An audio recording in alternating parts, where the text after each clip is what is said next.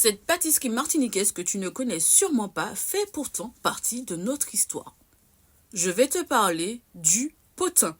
Mais avant, abonne-toi parce que ce genre d'histoire, si on ne la transmet pas, elle disparaît. Je suis Floriane et j'écris des ouvrages qui nous aident à mieux connaître notre culture.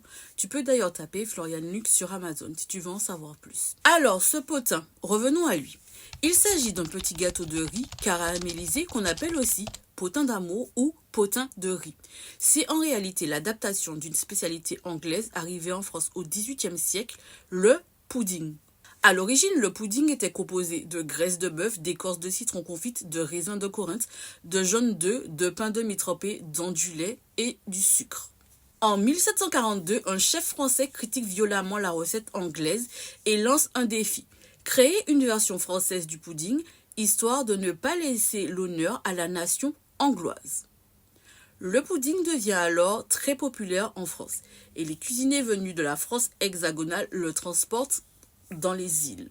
Là, on l'adapte à la martiniquaise. Du riz, du lait, de la crème pâtissière, du sucre de canne, des raisins secs, du beurre, des œufs et les aromates qu'on aime, cannelle, rhum, citron, vanille. Alors on l'adapte avec ce qu'on a, on se comprend. Et c'est comme ça que naît le potin martiniquais.